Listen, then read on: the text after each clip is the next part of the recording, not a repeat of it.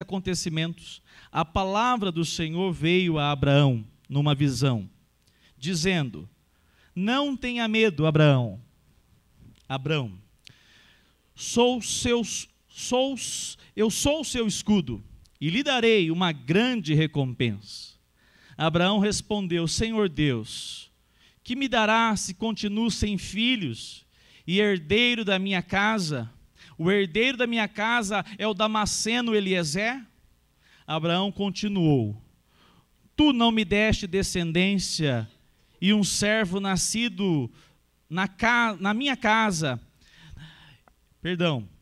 tu não me deste descendência, e um servo nascido na minha casa será o meu herdeiro. Eis que a palavra do Senhor veio a ele dizendo: esse não será o seu herdeiro, pelo contrário, aquele que será gerado por você, esse será o seu herdeiro. Então o Senhor levou para fora e disse: olhe para os céus e conte as estrelas, se puder contá-las. E lhe disse: assim será a tua posteridade. Vamos juntos o verso 6? Abrão creu no Senhor, e isso lhe foi atribuído para a justiça. Oremos. Senhor, obrigado por esta noite. Te louvamos, te adoramos nesta hora. Que cada família que aqui está, cada pessoa, possa ser visitada pelo teu poder, pela tua graça e pela tua paz. Que o Senhor possa nesta hora meditar, ou melhor, trazer ao nosso coração o meditar da tua palavra. Que nós possamos sair daqui nesta noite fortalecidos e revigorados pela tua palavra. Nós oramos humildemente em o nome de Cristo Jesus, nosso Senhor. Amém. Amados irmãos, nós estamos numa série no mês de outubro, falando a respeito das chamadas 5 solas. No latim, 5 aspectos que os reformadores, no mês de outubro, nós comemoramos, no dia 31, a Reforma Protestante.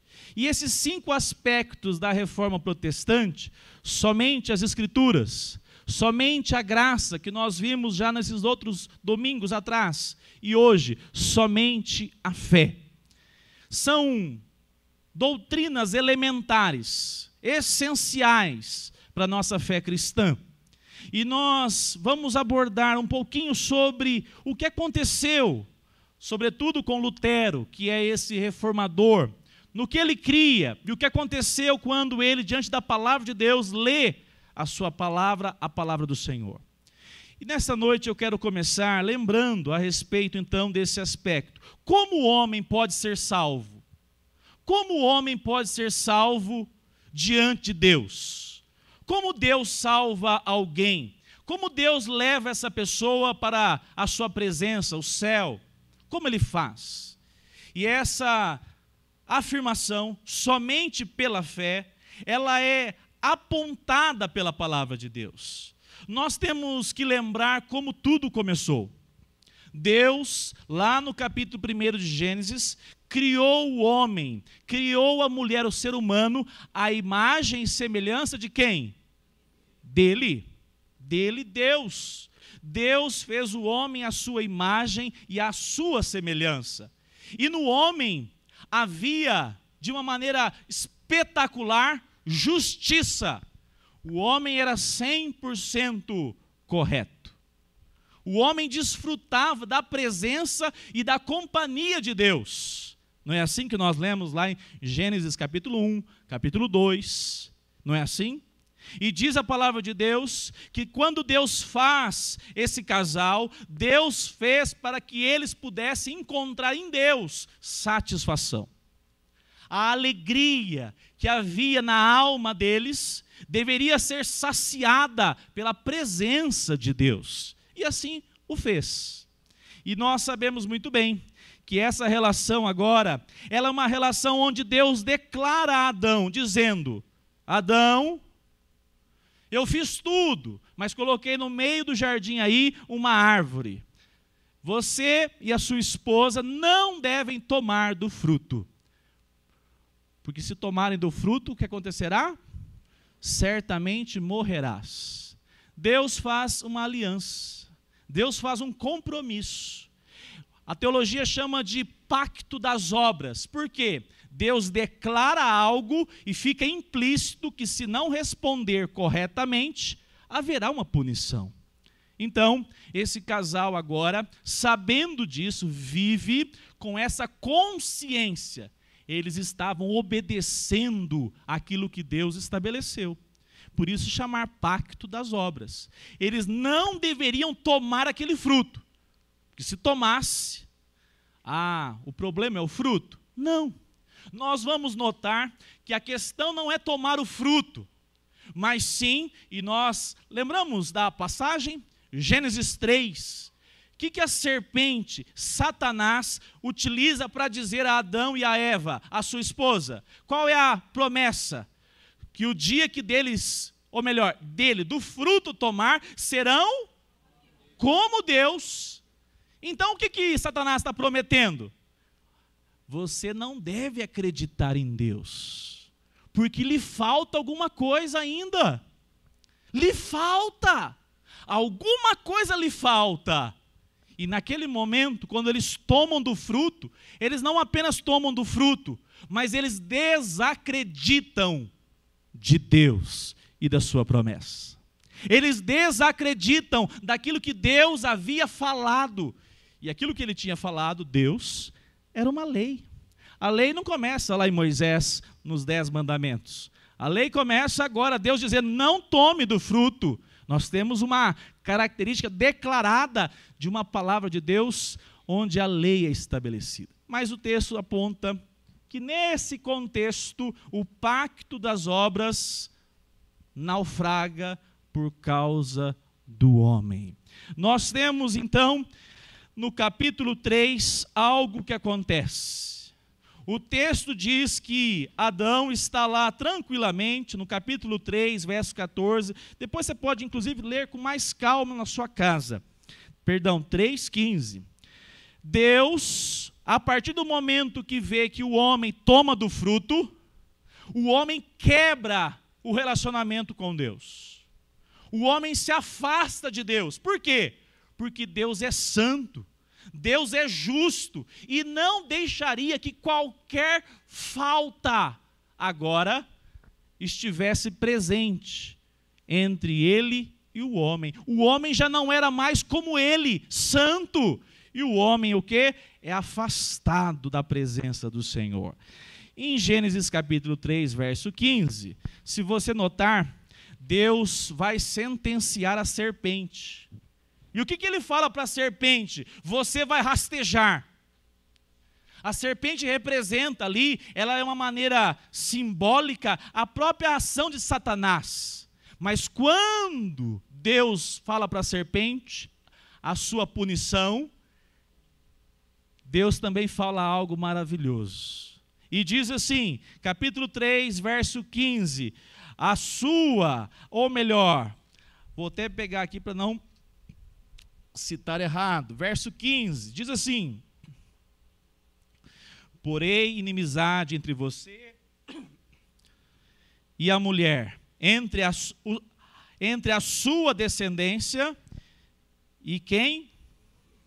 E o descendente dela, este lhe ferirá a cabeça, e você lhe ferirá o calcanhar.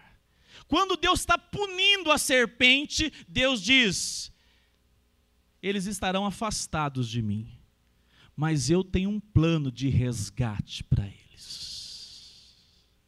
O pacto das obras desmorona, por causa do homem e do seu pecado. Mas nesse contexto nós temos um Deus relacional que deseja restabelecer essa condição do ser humano estar novamente na sua presença. E como ele faz isso? Por meio de uma maravilhosa dádiva. Deus chama um homem. Ah, pastor, mas Deus não chamou Abel? Sim. Deus não chamou Noé? Sim. Abraão é símbolo daquilo que agora Deus faz. Deus escancara que Ele é um Deus gracioso, que Ele é um Deus misericordioso, e Ele abre as portas dessa chamada aliança da graça. Pastor, mas a aliança da graça lá em Gênesis? Sim, porque esse Deus gracioso se revela com o seu caráter misericordioso. Mas nós temos uma grande questão. Como Deus pode ser justo? Como Deus pode ser justo se ele deixar o erro de Adão impune?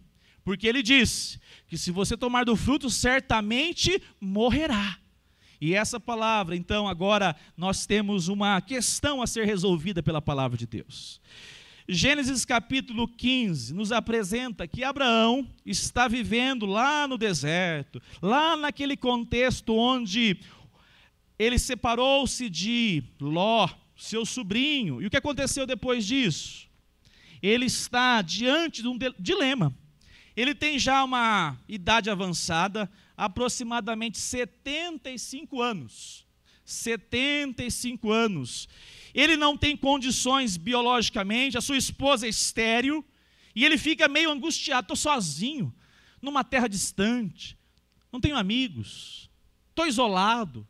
E o texto diz assim, capítulo 15, depois desses acontecimentos. Que acontecimentos? Lembra da passagem? Deus dá vitória por meio de Melquisedeque a Abraão. E Abraão está meio sozinho, mas agora Abraão ouve Deus dizendo, olha só o que diz o verso 1. A palavra do Senhor veio a Abraão. Verso 1. A palavra do Senhor veio a Abraão. Note um detalhe. Quem foi ao encontro do homem? Então já começa aqui. Não é o homem que vai ao encontro de Deus. É Deus que vai ao encontro do homem. Até quando ele foi sentenciar a serpente, ele disse, da mulher que você enganou, da mulher que você está tripudiando, que ela é uma tola, dela sairá aquele que esmagará a tua cabeça. E Deus agora diz a Abraão, Abraão, você já conhece o texto, lá no capítulo, esses copinhos são muito leves, né? Lá no capítulo 12, o que Deus disse a Abraão? Saia do meio da sua parentela e vá para um lugar que eu te... Em ti serão abençoadas. Lê lá no capítulo 12 de Gênesis, lição de casa também. Como assim? Deus promete, pela sua graça, abençoar não somente Abraão, mas diz que abençoaria de todas, é essa a melhor interpretação, de todas as regiões da terra. E isso vai acontecer como? Eu chamo a sua atenção aqui no capítulo agora 15. Olha o que acontece. Diz o texto, não tenha medo, Abraão, não tenha medo. Quem tem medo aqui? Você não tem medo, não? Se não for o que o Rogério já leu aqui, a gente fica morrendo de medo, não fica, não? Se a sua confiança estiver na sua condição física, no seu dinheiro, no seu país, a gente vive com medo. O medo é uma das coisas que tem tomado conta do coração das pessoas. Mas Deus diz assim a Abraão, não tenha medo. Eu serei o seu escudo, Abraão. Deus faz promessas a Abraão. E olha que interessante. Esse Deus tão gracioso, esse Deus tão misericordioso, se revela a Abraão, prometendo a alguém que não tinha atributos para se relacionar com Deus. Nós já lemos aqui, Abraão é perfeito? Nós já estudamos nos domingos passados. Abraão, ele foi 100% moralmente perfeito? Não. Mas Deus diz que trará promessas, diz que cuidará dele. E olha só o que diz a palavra de Deus. A palavra do Senhor diz que ele estaria protegido pelo Senhor. Uma coisa importante para você lembrar. Sabe quantos versículos nós temos na Bíblia? Algum estudioso já fez essa conta. 31.173 versículos. 23.214 no Antigo e 7.959 no Novo. Pastor, o que isso quer dizer? Charles Spurgeon dizia, ore sobre as promessas de Deus sobre a sua vida. Ore. E olha que interessante, não tem problema algum que você viva durante o ano de 2023, que Deus não tem uma promessa específica sobre a sua vida. Você quer ver um detalhe? A palavra de Deus, ela nos apresenta aqui, outro estudioso também fez isso, as 7.487 promessas diretas de Deus para aqueles que o temem. 7.487. Vamos fazer uma conta? Quantos anos demora para experimentar cada promessa? Ah, pastor, é difícil, hein? Eu já fiz a conta em casa, porque eu não dou conta de fazer assim de cabeça rápido, igual o Lucas. Demora 20 anos. Você experimentando uma promessa de Deus, cada dia da sua vida, demora 20 anos para elas se repetirem. É muita promessa sobre a sua vida, não é? Charles Spurgeon diz, ore sobre as promessas de Deus sobre a sua vida. A promessa de Deus, ela é de acordo com a nossa necessidade. Alguém está ansioso? Deus tem uma palavra profética, da palavra dele, para curar a sua ansiedade. Alguém está aflito? Deus tem promessa para trazer paz ao seu coração. Alguém está com medo? Deus é a nossa segurança, Ele promete. E essa profecia é para que nós tenhamos segurança que quem desejou se relacionar foi Deus conosco, não foi nós com Ele. A palavra de Deus nos apresenta que agora Abraão, ela, diante de um contexto tão difícil que ele estava, velho, morando ali no deserto, porque o Ló tomou as Campinas. O que aconteceu agora? Abraão, capítulo 15, diz assim, verso 2 e verso 3. Continue comigo aí, capítulo 15 de Gênesis. Abraão respondeu, Senhor, que me dará se continuo sem filhos, e o herdeiro da minha casa é o Damasceno Eliezer? Se coloca no lugar dele. Tem 75 anos e é mulher estéril. E Deus havia feito uma promessa lá que faria dele uma grande nação e por meio dele seria abençoada todas as famílias da terra. Agora, passado já mais de 30 anos, ele ouve Deus dizer, eu sou o seu escudo, Abraão. E Abraão indaga, Senhor, mas eu estou tão necessitado, eu moro aqui nesse local tão difícil, não conheço ninguém de uma maneira íntima. Abraão era um estrangeiro, e a palavra de Deus apresenta aqui, verso 5, então o Senhor levou para fora Abraão e disse, observe, olhe para os céus, conte as estrelas, se puder contá-las, e lhe disse, assim será a tua, o quê? Crer depois que a gente já conhece a história bíblica é fácil. Crer depois que Deus supriu o que você precisava na sua caminhada é fácil. Mas diante do desafio, não é fácil. Abraão olha para aquilo e observa Deus prometendo como as estrelas.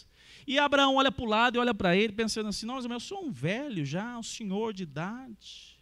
Eu moro no meio do deserto aqui, nas carvalhais de Manre, tinha nada lá. E Deus diz, eu terei uma posteridade. E aí o versículo 6 diz, Abraão creu no Senhor.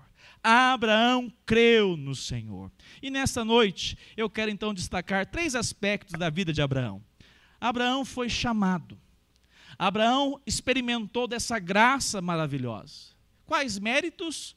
Nenhum. Mas ele não era um homem boa moral? Verdade. Era um homem digno? Verdade. Trabalhador? Verdade. Mas Abraão não era perfeito. Para se relacionar com Deus, precisa ser perfeito. E Deus foi em busca de trazer agora uma grande solução para se relacionar com pessoas imperfeitas, como Abraão, como eu e você. A palavra de Deus nos apresenta, então, Abraão, nós vimos já, inclusive ele teve umas dificuldades no Egito, né? Contou uma certa mentira no Egito. Nós temos em Abraão um homem que já não tem forças por ele mesmo, já um homem já de uma idade avançada. E, sobretudo, a palavra de Deus diz assim, que quando Adão pecou, a morte espiritual veio sobre os homens. Então, nós temos aqui em Abraão uma grande enroscada. Abraão não consegue chamar a Deus. Deus não vai atender Abraão, a não ser que Deus olhe em favor de Abraão. A não ser que Deus olhe em favor da sua vida e desperte o seu coração na correria da semana, do mês, do ano, e de repente você, fez sentido o evangelho no meu coração. É Deus que te chama. A palavra de Deus nos apresenta um segundo aspecto, e esse eu quero gastar mais tempo. A fé de Abraão. Que fé é essa? Abraão foi chamado pai? Seria isso, né? O pai da fé. Justamente porque nós vamos notar que na vida de Abraão, as características de alguém que confia. A palavra de William Hendricks diz assim, ele foi chamado pelos méritos ou pela graça? Abraão, pela graça. A graça acende a fé. Vamos dizer? A graça acende a fé. A sua fé não é sua, não. A fé que nós temos não é porque você é bom e você teve uma fé poderosa. A graça acende a sua fé. E a palavra de Deus nos apresenta que Abraão creu no Senhor. A fé não é algo que procede do próprio ser humano. Não! Na verdade, depois que o homem foi afastado de Deus, lá em Adão, o nosso representante legal, nós somos chamados depois de Adão de pecadores, por causa do nosso representante lá no Jardim do Éden. E nós somos considerados mortos. Não há mérito algum, mas agora Deus chama Abraão. A graça do chamado de Deus acende a fé no coração de Abraão. Lá em Efésios 2, coloca aqui na tela, verso 8, final do 8, início do 9. Olha o que diz. Mediante a fé. E isso não vem de vós. É o quê? Não para que ninguém, mediante a fé, isso não vem de vocês. É dom de Deus, não de obras, não daquilo que você pode produzir, para que ninguém divida a glória que só o Senhor possui. A palavra de Deus nos apresenta que ao longo da história, nós temos visto um povo que de fato, agora em Abraão, pela graça, responde com fé. Mas olha que interessante, a fé é um dos assuntos mais discutidos na carreira, na vida cristã da igreja. Muitos entendem que a fé é quando Deus produz no nosso coração algo e que nós respondemos de alguma maneira, cooperando com essa dádiva que recebemos, e que lá no final vai ter uma balança, para saber se de fato nós tivemos uma fé salvadora ou não. Eu vou destacar alguns detalhes depois no ponto da justificação, mas note um detalhe, a fé procede de Deus, ela é totalmente monergística. Hoje pela manhã eu disse, ela não é sinergística. O que é a sinergia? Onde Deus faz uma parte e o homem faz outra. Mas a palavra de Deus nos apresenta que essa fé, ela na verdade, ela é da dádiva de Deus. Um autor disse assim, a graça de Deus é a raiz. Imagina uma árvore, a graça de Deus é a raiz. O tronco é a fé, o amor. E as suas ações, o seu processo de caminhar com Jesus e parecer mais com Ele, as boas obras, a santificação, são os frutos desta árvore da salvação. Essa dádiva que nós recebemos mediante a fé que nós agora temos, as obras, elas são consequência daquilo que Deus nos deu. O que Ele nos deu? Essa fé que nós agora confiamos na pessoa do Senhor. Nós não somos salvos, porque temos fé e soma mais as obras. Tem fé e tem obras. Então ele vai ser salvo. Não. Nós recebemos do Senhor essa dádiva. Nós somos salvos exclusivamente pela obra do Senhor sobre as nossas vidas. E eu quero destacar alguns aspectos tão importantes. A fé salvadora é diferente da fé que muitos acham que tem. Hoje tem fé, como é que é o nome? É uma fé mística. Não no sentido da espiritualidade, mas cheio de adereços. Ele fala assim, não, eu senti um arrepio, então hoje eu vou para a igreja, porque vai que acontece alguma coisa sobre a minha cabeça essa semana. Senti um arrepio, eu vou até ler um texto bíblico, porque vai que Deus manda uma praga sobre a minha casa. Olha, por causa daquilo que a mulher falou ontem, lá minha vizinha, aquilo não cheirou bem não, eu vou buscar a Deus essa semana. A fé mística, a fé de colocar também a dependência em alguém. Ora lá por mim, viu? Eu sou de fé, mas ora lá por mim. Não é uma fé qualquer. A fé que nós vamos notar que a palavra de Deus apresenta, que Abraão creu, essa fé que Abraão transmite, manifesta, a melhor palavra é uma fé salvadora. E o que é a fé salvadora? O que é a fé salvadora? Gênesis 22 demonstra. Você conhece o monte na região de Moriá? Abraão leva para sacrificar quem?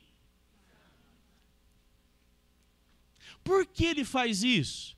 A prova mais destacada na caminhada de Abraão é feita com o seu próprio filho. Lembra o senhor que estava precisando ter um filho? A mulher era estéril? Deus pede, dá o seu filho e traga aqui para mim que eu quero um holocausto. E Abraão, diz o texto em Gênesis 22, que tomou do menino, falou para a mãe, vou sair cedo amanhã. E quando chegou aos pés do monte Moriá, disse assim para os seus servos, fique aqui, eu e o menino iremos cultuar o Senhor e voltaremos. A confiança que Deus poderia, inclusive Paulo diz isso, trazer a vida novamente, se fosse preciso. Mas Abraão responderia, uma fé salvadora é uma fé confiada no Senhor.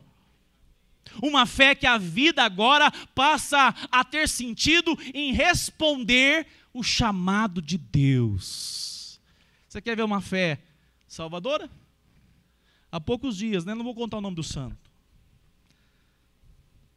mas numa boa conversa de amigos, ele disse assim, pastor, eu tenho amado, aprendi a amar o Senhor Jesus, não tem dúvida disso. Mas não tem sido fácil me posicionar diante de tantas adversidades, de tantas pessoas que no ambiente de trabalho, nas conversas, na maneira de viver, e que agora me choca e confronta os meus valores, os valores da fé. É esse tipo de fé salvadora que alguém experimenta quando o Senhor abre o coração dele e essa graça é recebida, essa fé, ela manifesta por meio de uma vida agora desejosa por Deus, contrária aos valores desta vida, dizendo, Senhor, aumente a minha fé, como os discípulos pediram. Aumente a minha fé para que eu possa ser crente nesse ambiente corrupto que eu estou. Nesse ambiente promíscuo que eu estou convivendo. Essa fé salvadora é uma fé que o coração responde com grande alegria os projetos de Deus agora sobre a sua vida. Essa fé salvadora, Abraão demonstra. Abraão é o pai da fé, mas não é uma fé milindre, não é uma fé religiosa, é uma fé salvadora. Ele confia agora a sua vida ao Senhor. Ainda que o Senhor pudesse pedir algo difícil. Ainda que o Senhor pedisse algo difícil. Abraão, diante de toda limitação, diante de tudo que vivia, creu no Senhor. Romanos 4,19, acompanha comigo na tela. Romanos 4,19, olha o que diz esse texto.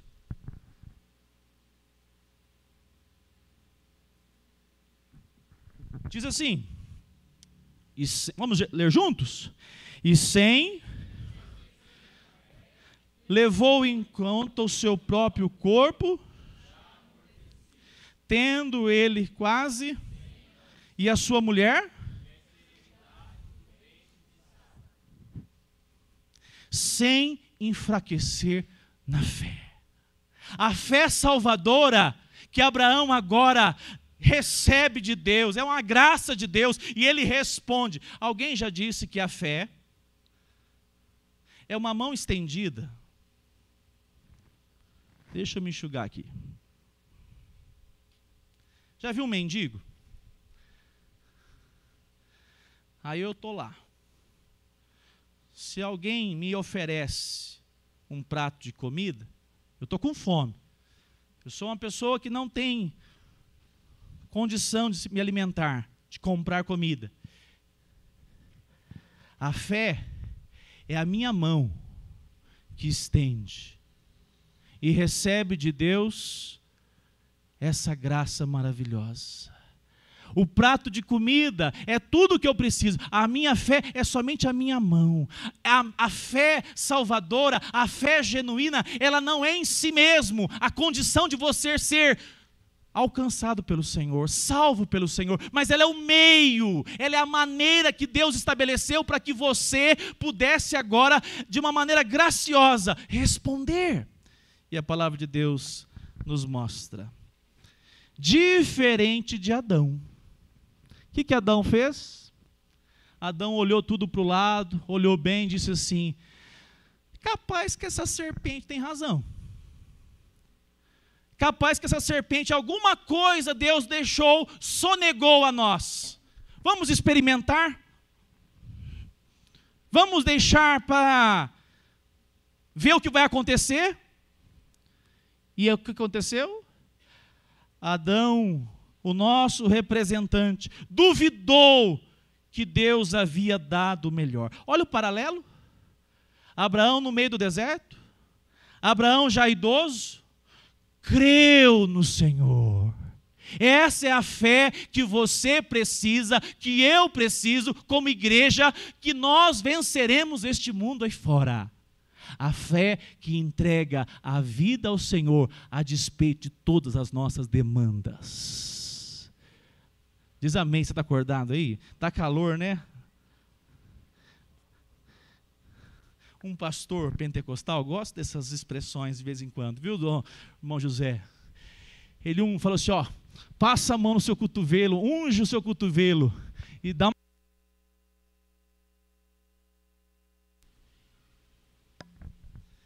Achei interessante.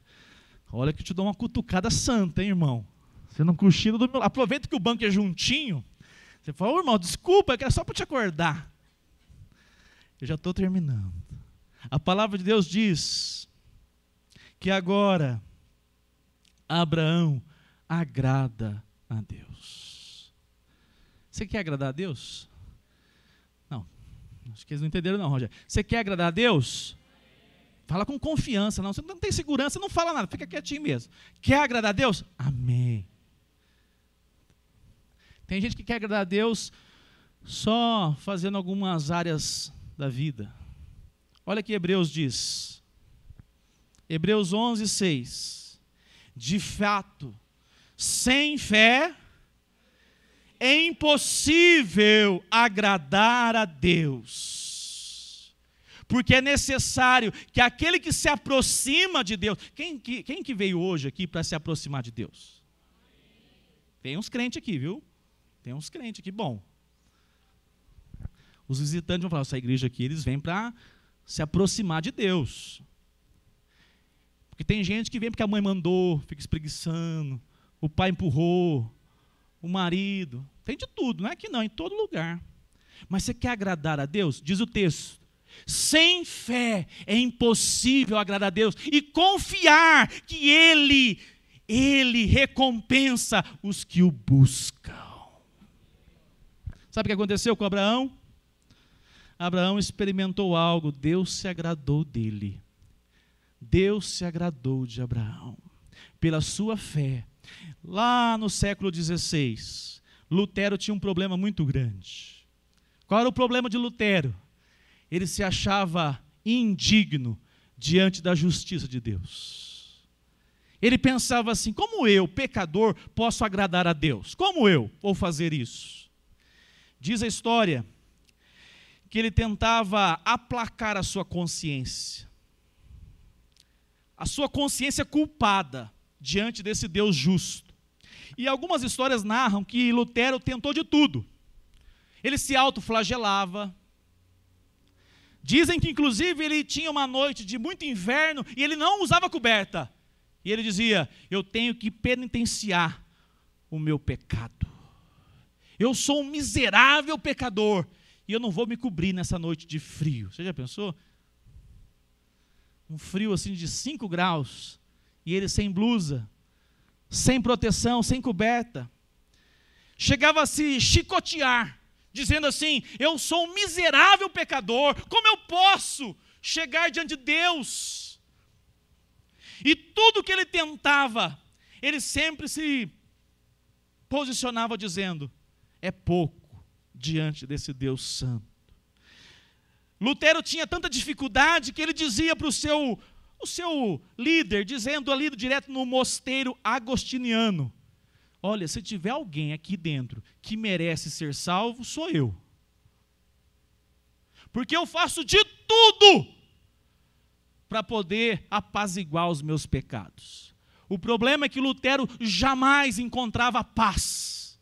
Até que um dia, abra sua Bíblia aí, ele chegou na cidade de Roma, ele foi estudar a palavra de Deus, e no capítulo 1, verso 17 de Romanos, diz assim, a vida de Lutero é transformada a partir do momento que ele lê esse versículo, e olha o que diz lá, diz assim, porque a justiça de Deus, o quê? Se revela no evangelho de fé, como está escrito, o justo viverá por fé. Quando Lutero se depara com esse versículo, o Espírito Santo abre o seu coração e agora ele começa a compreender que não é aquilo que ele produz que pode trazer de fato a salvação. A fé é a condição, o meio para que possa se aproximar de Deus. E o texto vai dizer, o justo viverá por fé. Os judeus também tiveram dificuldade com isso. Lutero teve no século XVI, os judeus também tiveram dificuldade. Lá em Gálatas capítulo 3, abra comigo a sua Bíblia, Gálatas 3, verso 1. Paulo tem que escrever uma carta todo dia aos cristãos da Galácia, por quê? Porque os judaizantes estavam impondo a salvação pela lei. E olha o que ele escreve, verso 1, ó Gálatas insensatos, quem foi que os enfeitiçou? Não foi diante dos olhos de vocês que Jesus Cristo foi exposto como crucificado? Verso 2, quero apenas saber isto, vocês receberam o Espírito pelas obras da lei ou pela pregação da fé? Verso 6, agora pula aí para mim, e você vai acompanhar comigo. Olha o que diz o verso 6. É o caso de Abraão, que creu em Deus, e isso lhe foi atribuído para a justiça. Vamos juntos no verso 7? Saibam, portanto, que os que têm fé é que são os filhos, aleluia, nós somos o Israel de Deus. Os que têm fé, Esses que são os verdadeiros filhos de Abraão. E o versículo 6, Paulo diz: Abraão é uma referência para vocês lembrarem. Ele não tinha mérito nele, mas ele creu. E por causa da sua confiança que Deus haveria de responder todas as demandas que ele tinha, Deus atribuiu para a justiça. Eu quero nesta noite lembrar um detalhe tão importante e caminhar para o final. Amados irmãos, Paulo faz referência para mostrar que de fato uma nação seria descendente de Isaque, seu filho. Abraão teria um filho chamado Isaque, o filho da promessa, mas não seria apenas para uma nação, seria apenas para um povo que o Senhor derramaria essa dádiva da porta da graça ser aberta. Não! Observe como nós vimos, essa palavra que nós lemos, ela aponta que todo aquele que responde pela fé são filhos de Abraão. Olha que privilégio que nós temos agora, o privilégio de sermos enxertados nessa videira pela fé. O Senhor nos faz filhos de Abraão. Então agora, eu quero destacar o terceiro e último ponto, a justificação na vida de Abraão. Olha o que diz o texto aqui, eu até vou citá-lo, aqui na tela comigo também você pode acompanhar, Isaías 53, porque nós lemos que Abraão creu no Senhor, e diz o texto restante, e isso lhe foi atribuído para a justiça. O que é ser atribuído? Qual é a versão que você tem? A maioria fala imputado. O que isso quer dizer? Abraão creu e foi creditado a Abraão o privilégio de ser considerado justo. Observe que a palavra de Deus utiliza esse termo, é um termo inclusive financeiro. É alguém que não tem como pagar a sua conta, e alguém vai lá e credita a ele, imputa a ele o que ele necessita, por meio da fé. E olha só, Romanos capítulo 5, verso 1, antes de Isaías, Romanos 5, 1, vamos ler juntos. Romanos 5, 1, justificados, temos justificados. O que essa palavra quer dizer?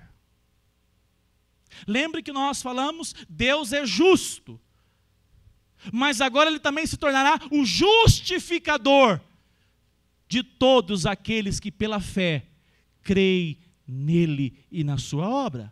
A palavra de Deus diz assim que por meio da fé, nós agora somos justificados e temos aquilo que nós não tínhamos. Por quê? Porque lá em Adão, o homem foi amaldiçoado. A lei foi quebrada por ele. O homem quebra a lei de Deus quando ele toma daquele fruto. O homem se torna escravo do pecado por causa de um pecado. Ele se torna escravo do pecado. O nosso representante lá em Adão, o primeiro representante, trouxe para você pecado sobre a sua vida, sobre a sua história. Mas agora, esse Deus gracioso prepara um plano de resgate. E qual é o plano de resgate? Ele estabelece um meio, e esse meio é a fé. Essa fé que agora responde ao chamado de Deus, e agora Ele nos reconcilia com Deus. Isaías capítulo 53, verso 6, olha o que diz, 53, 6, todos nós andávamos o quê? Por mais que você é bonzinho, cadê o Marcos Vinícius? O Marcos Vinícius é o nosso bonzinho, não é? Com toda a bondade do Marquinhos, vamos falar a verdade? O Marquinhos é o nosso bonzinho aqui da igreja. Com toda a sua bondade, Marquinhos, o seu lugar era no inferno.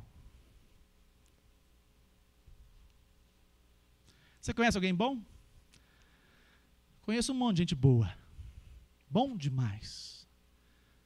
Mas a palavra de Deus, ela nos apresenta que se tiver uma falta no seu caráter, no meu caráter, de qualquer pessoa, nós já somos passivos de condenação diante desse Deus santo. Observe o detalhe que Deus faz. Nós estávamos desgarrados, rebeldes, indiferentes à santidade de Deus. Você já viveu indiferente à santidade de Deus? É possível que alguém responda com sinceridade. Muitos anos da minha vida. E é possível que está cheio de crentes dentro da igreja que nunca parou para analisar isso, porque não vive uma fé salvífica. E o que a palavra de Deus diz?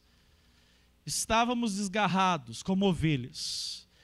Cada um se desviava pelo seu próprio caminho. Cada um achava que fazia o que queria, de acordo com o que quisesse. Mas o Senhor fez cair sobre ele quem? O próprio Senhor, a iniquidade de todos nós. E um dia, quando o seu coração foi aberto pelo Espírito Santo, você viu que a sua culpa, o seu pecado, a sua rebeldia, Jesus assumiu e ele levou sobre ele, lá na cruz. E quando você vê essa obra, você diz: eu sou indigno de ser amado, e por causa desta obra, eu fui resgatado. Qual é o meio? A cruz. Qual é a forma? Mediante a fé. Somos declarados justificados. A justificação não é uma obra que acontece na sua vida hoje ainda. A justificação é um ato fora de você. É Deus declarando no tribunal, de uma vez para sempre, a Débora, a Maria Aparecida, cada um daqueles que pertencem ao Senhor, ele declara justos, mediante a obra redentora de Cristo no Calvário. Abra comigo a sua Bíblia para nós terminarmos. Nós estamos aqui encerrando, mas em João capítulo 8, verso 56, nós temos algo que Abraão viu. Abraão creu. E alguns estudiosos vão dizer: Abraão viu o que viria. Abraão aguardava. Você já pensou que os seus pensamentos de fato são mais limitados que o que Deus tem? Abraão pensou assim: se eu tiver uma nação, filhos, 10 milhões, vai ser muito, hein? Nossa, que bênção. Ele nem imaginava o que Deus faria. Porque Deus já tinha um plano de resgate, não de apenas um povo, mas de uma grande nação, de todos os lugares da terra, de todas as nações. E diz assim, capítulo 8 de João, verso 56, Abraão, o pai de vocês. Aqui Jesus está chamando a atenção dos judeus. Os judeus se acham. Eles dizem assim: quem é você para atribuir a nós pecados? Depois você lê o capítulo 8 de João. Quem é você? Nós somos filhos de Abraão. E aí Jesus responde: Abraão, o pai de vocês, Abraão creu em Deus. Lá naquele momento daquela aliança com Abraão, capítulo 15, 17 de Gênesis. Abraão, o pai de vocês, alegrou-se por ver o meu... Está na tela aqui? O meu? Abraão viu o que Cristo faria. Abraão viu pela graça do Senhor o que Jesus, o Filho, porque afinal de contas, o filho descendente prometido a Abraão, não seria apenas o Isaac, seria aquele que viria depois da tribo de Judá, que é descendente de Abraão, é o Nazareno, o Jesus, o nosso Salvador. E diz o texto: Abraão se alegrou por ver o meu dia, e ele viu isso. Ele viu o quê? Essa obra que Cristo faria, e ficou alegre. Abraão creu, vendo de longe Jesus. Em ti, Abraão, serão abençoadas todas as famílias da terra. Em ti, porque Deus fez essa aliança, que da semente de Abraão, e que se cumpriria na pessoa de Jesus Cristo, aquele que Paulo vai apresentar. Eu quero chamar a sua atenção. Gálatas 3:13. Gálatas 3:13. Cristo nos resgatou da maldição da lei, fazendo Ele próprio. A morte de Cristo é vicária. A morte de Cristo é substitutiva. Era para você morrer. Não foi que Deus falou? Se você tomar do fruto, Adão, certamente você morrerá. E o versículo diz: Cristo tomou o nosso lugar. Porque está escrito: maldito todo aquele que for pendurado em... Verso 14, presta atenção, vamos ler juntos? Para que a bênção de Abraão chegasse aos gentios em Cristo Jesus, a fim de que recebêssemos a bênção que Deus deu a Abraão. Ele tinha um projeto que chegasse aos gentios, lugares diferentes de todo o mundo, inclusive o Brasil. E Deus promete a Abraão, e se cumpre na pessoa de Cristo. Versículo 16. Ora, as promessas foram feitas a Abraão e aos seus descendentes, é assim? É singular. E ao seu descendente. Quem é o descendente dele? Cristo Jesus. Não diz e aos descendentes, como falando de muitos, porém, como falando de um só, e ao seu descendente, Paulo dizendo aos Gálatas, que é Cristo.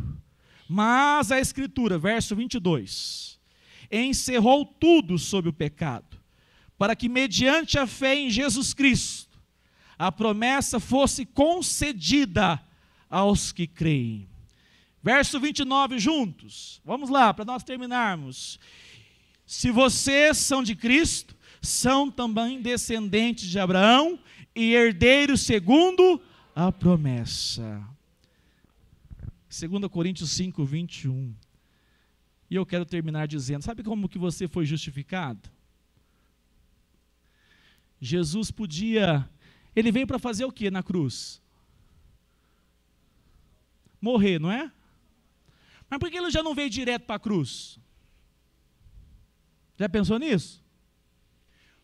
Por que Jesus já não nasceu, já surgiu, já foi direto para a cruz? Porque na cruz, ele se entrega de maneira substitutiva. A palavra de Deus diz assim que o salário do pecado é a... Sem derramamento de sangue, não há remissão de pecados. O homem tinha uma conta com Deus. O homem tinha uma conta com Deus. E o homem não conseguia resolver. Era necessária a morte de alguém para que pudesse ser resolvida a conta do homem. Jesus se entrega na cruz, ele morre na cruz por causa dos nossos pecados, por causa dos nossos delitos, por causa da nossa rebeldia. O nosso segundo representante morre em nosso lugar. Mas ele teve que vir como uma criança. O nosso representante, o segundo Adão, sabe o que ele fez? Ele cumpre toda a lei que eu e você tropeçamos. Ele foi apresentado no 8º dia, circuncidado. Ele viveu cumprindo toda a lei e foi batizado pelas mãos de João Batista. Ele cumpre a lei na sua infância, na sua adolescência, na sua idade adulta. E quando ele vai para a cruz, ele é a vida perfeita que eu e você não damos conta, mas ele oferece em nosso lugar. E por meio da sua vida, nós podemos agora declarar, por meio da obra de Cristo, a sua vida e a sua morte, nós fomos justificados pela fé. Convido você a nós ficarmos, você que está sentado em pé.